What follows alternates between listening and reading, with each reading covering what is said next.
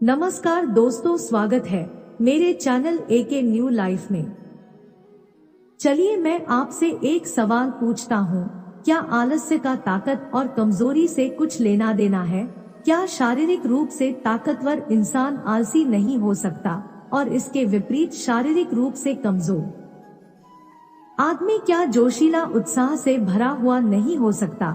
हमने अपने आसपास कितने ही ऐसे लोगों को देखा है जो शारीरिक रूप से बहुत ताकतवर होते हैं, जिम करते हैं, शारीरिक व्यायाम करते हैं, लेकिन वह फिर भी आलसी होते हैं। ऐसा क्यों होता है? इतना ताकतवर आदमी जो चाहे वह कर दे, लेकिन वह फिर भी नहीं कर पाता। तो एक बात समझ में आ गई कि ताकत से आलस्य से कुछ लेना देना नहीं है। जोश और उत्साह तो कहीं और से जन्म लेते हैं, और एक बार अगर आप उस केंद्र को समझ जाते हैं कि जोश कहाँ से पैदा होता है, तो जीवन भर आपको आलस्य कभी छू नहीं पाएगा। चलिए एक कहानी के माध्यम से समझाता हूँ कि आलस्य को कैसे उखाड़ फेंके। बहुत समय पहले की बात है, जब हिंदुस्तान पर अंग्रेजों का राज हुआ करता था। उस समय ज्यादातर लोग खेतीबाड़ी करके अपना जीवन बिताया करते थे। उसी समय टनकपुर नाम के गांव में विकास अपने पिता के साथ रहा करता था। विकास अभी शादीशुदा नहीं था और अपने पिता के साथ खेतीबाड़ी में अक्सर उनका हाथ बटाया करता था। उसके पिता बूढ़े हो चले थे, लेकिन खेतों का काम करना अभी भी उन्होंने नहीं छोड़ा था। दूसरी तरफ विकास शारीरिक रूप से काफी मजबूत था। जिस काम को करने के लिए 4 लोगों की जरूरत होती थी, वहां पर विकास उस काम को अकेला ही कर देता था। उसमें एक अद्भुत ताकत थी। उसकी माँ घर पर गाय और भैंस पाला करती थी, जिनका दूध पीकर विकास बहुत ही ताकतवर हो चुका था, और इसी वजह से गांव में कोई भी विकास और उसके परिवार के साथ पंगा या झगड़ा नहीं करता था। उस समय हिंदुस्तान पर अंग्रेजों का राज था, और जो भी खेती बाड़ी में अनाज पैदा होता था, उसका बहुत सा हिस्सा लगान के रूप में अंग्रेज उनके गांव में आकर ले जाया करते थे। इसलिए गांव वालों को अपने खाने पीने की चीजें को उगाने के लिए खेत में बहुत मेहनत करनी पड़ती थी, क्योंकि बहुत सारा अनाज लगान के रूप में देने के बाद उनके पास खाने के लिए बहुत कम अनाज बचता था। इसलिए ज्यादा मेहनत करके वह अपने लिए पूरे साल का अनाज पैदा करने की कोशिश करते थे। हालांकि विकास के पिता बूढ़े हो चुके थे, लेकिन वह खेती बाड़ी के काम में बड़ा ही अनुभवी आदमी थे कि कौन सा फसल कब उगाना है, उसमें कितना पानी देना है, कितना मेहनत करना चाहिए, ये सब विकास के पिता को भली भांति पता था, और वह मेहनत करने के लिए कभी पीछे नहीं हटते थे। जाड़े के दिनों में रात भर अपनी फसल में पानी देने का काम वह बड़ी ही आसानी के साथ कर लेते थे। लेकिन अब धीरे धीरे उनका उम्र बढ़ चला था और उनकी देखने की क्षमता भी कम हो गई थी। इसलिए रात में फसल में पानी देना बड़ा ही जोखिम भरा होता था, क्योंकि फसल में बहुत से जंगली जानवर रहा करते थे, जिससे विकास के पिता की जान का खतरा बढ़ जाता था। जैसा कि बहुत बार उस फसल में सांप भी देखा गया था, इसलिए विकास की माँ बहुत चिंतित रहती थी और वो विकास को अक्सर कहा करती थी कि बेटा, तुम्हारे पिता अब बूढ़े हो चुके हैं और सारी फसल की जिम्मेदारी तुम्हें अपने सिर पर लेनी चाहिए। जरा सोचो कि घर में जवान बेटे के होते हुए बूढ़ा पिता खेतों में काम करता रहे और बेटा घूमे, ये अच्छी बात नहीं लगती। अरे तुम में इतनी ताकत है, तुम इतने मजबूत हो, इतने ताकतवर हो, तुम खेतों का काम क्यों नहीं करते? लेकिन विकास पर उनकी माँ की बातों का कोई असर नहीं होता था। वह दिन भर अपने दोस्तों के साथ गप्पे लड़ाते रहता, तरह तरह के खेल खेला करता था, लेकिन अपने पिता के मदद के लिए कभी आगे कदम नहीं बढ़ाता था। एक दिन जब विकास के पिता फसल में पानी दे रहे थे, तो आश्चर्यचकित रूप से एक सांप उनके पैर पर काट कर चला गया। उनके आसपास मदद के लिए कोई भी मौजूद नहीं था। वो जल्दी जल्दी काम बढ़ाते हुए अपने घर पहुंचते हैं। रात का समय था और अस्पताल भी कहीं आसपास में नहीं था। सबसे नजदीक अस्पताल वहां के नगर में था, जो कि गांव से बहुत दूरी पर था। इसलिए आनन फानन में विकास अपने पिता को लेकर नगर में जाता है और रास्ते में उनकी मृत्यु हो जाती है। विकास अपने पिता के मृत शरीर को लेकर घर पर वापस लौट आता है। उसके घर में सन्नाटा छा गया था। घर में अब कोई नहीं बचा था जो घर की जिम्मेदारी अपने कंधों पर ले सके। घर में सिर्फ विकास और उसकी माँ बचे थे। अब पूरी जिम्मेदारी विकास के कंधों पर थी। विकास ने कभी सपने में भी नहीं सोचा था कि उसका जीवन आगे किस तरह चलने वाला है। अब तक तो विकास बेफिक्र हुआ करता था। अचानक से सारी जिम्मेदारी उसी के कंधों पर आ गई। अब उसे ही फसल उगाने पड़ती थी। फसल की देखभाल, फसल में पानी देना उसी का काम हो गया था। लेकिन विकास के मन को एक ऐसी आदत लग चुकी थी, उसका किसी काम में मन नहीं लगता था। बस पूरे दिन गप्पे लड़ाना, ताश खेलना, बस यही काम था। लेकिन समय ने करवट ली और वह दिन भी आ गया था जब अंग्रेज उस गांव से लगान वसूल करने के लिए आ पहुंचे।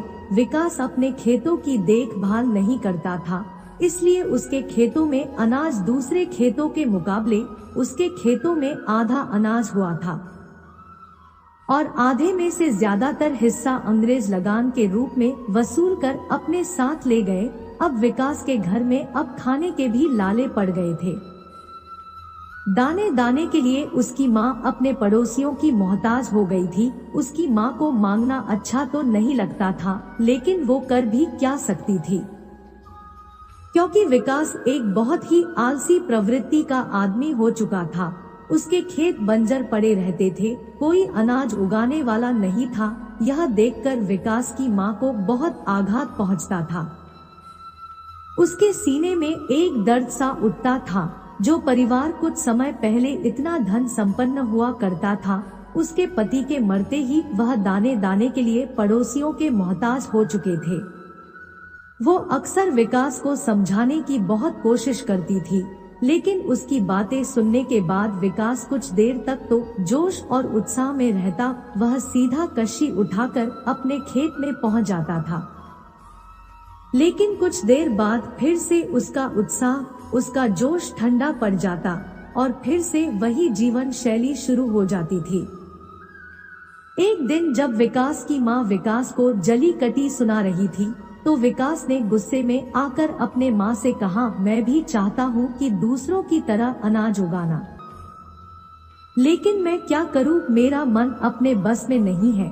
मैं रोज रात में यही सोचकर सोता हूँ, सुबह उठकर अपने खेतों में काम करूँगा, अनाज उगाऊंगा, लेकिन सुबह उठते ही पता नहीं मुझे ऐसा क्या हो जाता है कि बिस्तर से उठने का मेरा मन नहीं करता। मैं खुद अपने आप से बहुत परेशान हो चुका हूँ। मैं खुद इन चीजों से छुटकारा चाहता हूँ। मैं क्या करूँ, मुझे कुछ समझ नहीं आता। यह सारी बातें विकास का पड़ोसी भी सुन रहा था। विकास का यह कथन सुनने के बाद उसके पड़ोसी ने कहा कि बेटा, तुम्हारे जैसे ही हालात मेरे बेटे का हुआ करता था, लेकिन किसी ने मुझे बताया कि पड़ोस के गांव में एक बौद्ध भिक्षु आया है। जब मैंने अपने बेटे को उनके पास ले गया तो पता नहीं उन्होंने ऐसा क्या बताया कि मेरा बेटा आकस्मिक रूप से एकदम बदल गया। आज वह बहुत मेहनत करता है। सुबह उठते ही बिना बोले खेतों में काम करने के लिए पहुंच जाता है। मैं खुद उसका यह बदलाव देखकर आश्चर्यचकित हूँ। आखिर उस बौद्ध भिक्षु ने ऐसा क्या बता दिया? तुम भी एक बार जाकर उस बौद्ध भिक्षु से जरूर मिलना। वह कुछ पैसे लेता नहीं है। अगर तुम्हारा फायदा नहीं हुआ तो तुम्हारा कुछ नुकसान भी नहीं होगा। यह सुनकर विकास की माँ ने विकास से कहा, बेटा, तुम एक बार बौद्ध भिक्षु से जाकर जरूर मिलो। उसके बाद भी अगर तुम्हारे अंदर बदलाव नहीं होता तो मैं सह लूंगी। लेकिन अपने स्तर पर तुम अपने आप को बदलने की कोशिश तो करो। तुम में इतनी क्षमता है, इतने ताकतवर हो, फिर भी तुम कोई काम नहीं करते। एक बार तुम बौद्ध भिक्षु से जरूर मिलना, मुझे यकीन है कुछ न कुछ सहायता जरूर वहां से मिलेगी। यह सुनकर विकास अगले दिन ही उस बौद्ध भिक्षु के पास पहुंच जाता है और अपनी सारी समस्या बता देता है। उसकी सारी समस्या सुनने के बाद बौद्ध भिक्षु कहना शुरू करते हैं। बौद्ध भिक्षु उसे बताते हैं कि तुम रात में यह सोचकर सोते हो कि तुम्हें सुबह खेतों में काम करना है, लेकिन सुबह तुम बिस्तर से उठ ही नहीं पाते हो। ऐसा क्यों होता है? यह सुनकर विकास कहता है, महात्मा, वही तो जानने के लिए मैं आपके पास आया हूँ। उसके बाद वह बौद्ध भिक्षु कहता है, तुम अपने आप को बदलना तो चाहते हो, यह तो जाहिर है, लेकिन तुम 2 मिनट में ही अपने आप को बदलना चाहते हो। 2 मिनट तक तुम्हारे अंदर जोश और उत्साह उठता है और फिर ठंडा हो जाता है। इसलिए तुम रात में तो सोचकर सोते हो, लेकिन सुबह वह काम नहीं कर पाते, क्योंकि 2 मिनट का जोश और उत्साह तुम्हें केवल दुख ही देगा, क्योंकि तुम वह काम पूरा नहीं कर पाओगे, और पूरा नहीं करोगे तो तुम सोचोगे कि मेरा जोश और उत्साह किसी काम का नहीं है। इसलिए कभी भी किसी भी बात पर आकाशमात रूप से जोशीले मत हो जाओ। अपने मन को शांत रखो और शांत प्रवृत्ति के साथ एक निरंतर जोश और उत्साह पैदा करने की कोशिश करो। मैं इसके लिए तुम्हें 5 रास्ते बताता हूँ, जिसके द्वारा तुम जीवन पर्यंत जोश और उत्साह से भरे हुए रह सकते हो, तो किसी काम को करने में तुम्हें कोई परेशानी नहीं आएगी। सबसे पहला सिद्धांत, अपने लक्ष्य की तरफ हर एक दिन, हर एक रोज एक कदम बढ़ाने का फैसला करो। तुम्हें पूरा काम एक दिन में खत्म नहीं करना है। यही सोचकर तो हम कभी भी अपने काम को पूरा नहीं कर पाते। तुम खुद सोचो, क्या तुम एक दिन में ही अपने खेतों में फसल उगा सकते हो? कभी नहीं उगा सकते। फसल उगाने का काम धीरे धीरे होता है, इसलिए तुम रोज अपनी फसल उगाने की तरफ एक कदम बढ़ाना शुरू करो। जैसे ही फसल उगाने की बारी आई, सबसे पहले एक दिन जाकर तुम अपने खेतों को तैयार कर दो। उसके बाद धीरे धीरे हर एक दिन के साथ अपने खेतों में फसल उगाने का काम बढ़ाते रहो। उससे तुम्हारा जोश और उत्साह कम होने की वजह निरंतर बढ़ता रहेगा, क्योंकि जैसे जैसे तुम हर दिन अपनी मंजिल की तरफ एक एक कदम बढ़ाओगे, तुम यह पाओगे कि मंजिल के तुम करीब पहुंच रहे हो और मंजिल तुम्हारी तरफ आ रही है। इसलिए जैसे जैसे तुम मंजिल के पास पहुंचोगे, वैसे वैसे तुम्हारा जोश और उत्साह बढ़ता जाएगा। जब कोई आदमी किसी पहाड़ पर चढ़ना शुरू करता है, तो शुरुआत में उसे वह पहाड़ बहुत ऊंचा दिखाई देता है। शायद एक आदमी उस पहाड़ की ऊंचाई को देखकर उस पर कभी चढ़ने का फैसला ही ना करे। लेकिन जब कोई आदमी उस पहाड़ पर चढ़ना शुरू करता है, तो धीरे धीरे उसकी चोटी तक पहुंचने लगता है, तो उसके कदम खुद ब खुद जल्दी जल्दी उठने लगते हैं, क्योंकि वह अपनी मंजिल के करीब पहुंच चुका होता है।